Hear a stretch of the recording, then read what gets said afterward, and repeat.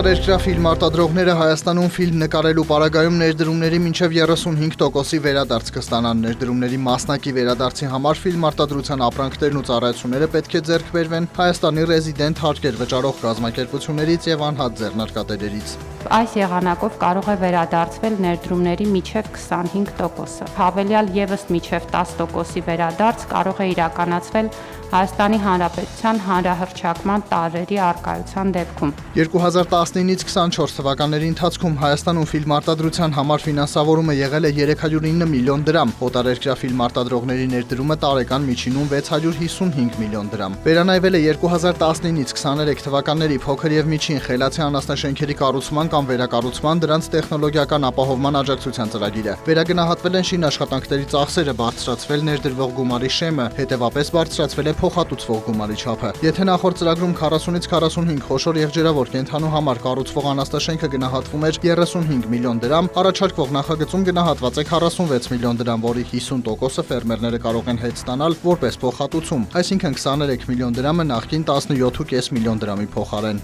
Սահմանամերձ բնակավայրերի, կոոպերատիվների եւ սոցիալական որոշ խմբերի համար եւ սահմանվել է այստեղ 70%-ի ծախսերի փոխհատուցում։ Վերակառուցման համար փոխհատուցման չափաբաժինը սահմանվել է 25%, իսկ սահմանամերձ բնակավայրերի համար այն 45% է։ Ծրագրից հանվել է 10-ից 15 գլուխ խոշոր եղջերավոր կենդանների անասնաշենքի մոդելը հանվել է եւ փոխարենը հիմա առաջարկում ենք եւս 3 մոդել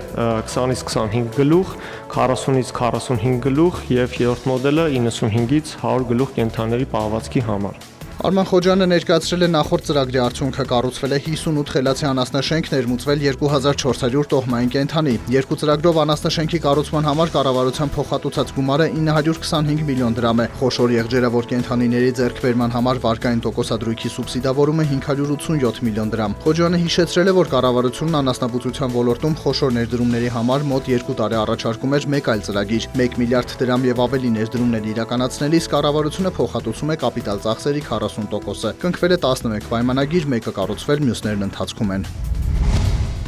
Կառավարությունը հաստատել է Լեռնային Ղարաբաղից բռնի տեղահանված կարիքավոր ընտանիքներին լրացուցիչ հրատապ սոցիալական աջակցության միջոցառումը եւ տրամադրման կարգը միջոցառման պայմաններին համապատասխանող յուրաքանչյուր ընտանիքի համար աջակցության չափը կկազմի 40+10,000 դրամ բռնի տեղահանված յուրաքանչյուր անդամի համար, սկսած երկրորդ անդամից։ Աջակցությունից կարող են օգտվել Լեռնային Ղարաբաղից բռնի տեղահանված այն ընտանիքները, որոնք չեն գտնվում պետական հոգացության ներքո կամ չեն բնակվում համայնքային պետական սեփականություն հանդիսացող տարածքներում, որոնց մեկ անդամի հաշվով եկամուտները չեն գերազանցի 55,000 դրամ, ընդ որում գործող աջակցությունները մտնում են եկամտի հաշվարկում, որոնց անդամները միևնույն բնակելի անշարժ գույքի նկատմամբ չունեն միանձնյա կամ առնվազն 50% բաժնային կամ համատեղ սեփականություն կամ գնման իրավունք, որոնց անդամները չունեն 2017 թվականի կամ ավելի թարմ արտադրության ավտոմեքենա կամ որոնց ավտոմեքենաների գույքահարկը պակաս է 15,000 դրամից։ Շրջանառության հարկ վճարողների դրույքա չափերը բարձրացնելուց հետո պետությունը ստիպված եղավ վերանայել ծախսերը նվազեցնելու սահմանափակումը տարեսկզբից տնտեսվարողների բարձրացրած խնդիրը, ըստ որի եթե հաշվապահներն ու իրավաբանները դառնում են ավելացված արժեքի հարկ վճարող, ռիսկ կա, որ իրենց մատուցած ծառայությունն առնվազն 20%-ով թանկացնելու են, լուծվում է։ Հարցը կարգավորվել է մարտի վերջին ազգային ժողովի կողմից հարկային օրենսգրքի լրացմամբ, որտեղ շրջարկով աշխատողներին արդեն թույլատրվում է նվազեցնել վարչական ծախսերը։ Դրանք ընկերության հաշվապահական ու իրավաբանական ծախսերն են, նաև տնօրենի աշխատավարձը, ընդհուպ գրասենյակի վարձակալության գումարը։ Թեև հարկային լրացումը նոր է ընդունվել, այն համարվում է ուժի մեջ այս հունվարի 1-ից։ Նվազեցվող գումարի առավելագույն շեմ օրենքը չի դրել, փոխարենն այն սահմանված է ոլորտների համար։ Առևտրով զբաղվողներին թույլատրվում է 9.5%-ի նվազեցում, արտադրությանը 5%, ծառայություններին 6%։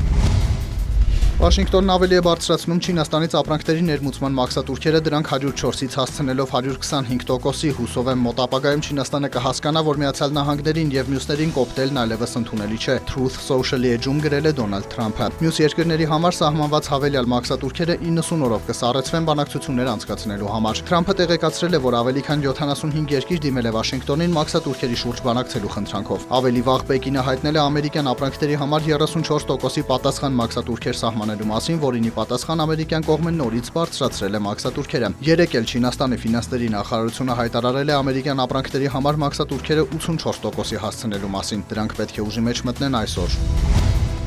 Լոնդոնի բորսայում Brent ապրանքանիշի հունիսի մատակարարումների ֆյուչերսների գինը նախորդ օրվա բորսաների փակման պահի ցուցանիշի համեմատ աճել է 0.4%-ով, կազմելով բարելի դիմաց $65.74։ Նյու Յորքի ապրանքային բորսայում WTI տեսակի նավթի մայիսի մատակարարումների ֆյուչերսային գինը նախորդ օրվա բորսաների փակման պահի ցուցանիշի համեմատ բարձրացել է 0.6%-ով, կազմելով բարելի դիմաց $63.3։ Ոսկու միջազգային գինն աճել է 0.3%-ով եւ 1 ունցիայի դիմաց կազմել $3100։ Բիթքոյնի արժեքը վերջին մեկ օրվա դրությամբ նվազել 1%-ով եւ կազմել 1 հատի համար $81681։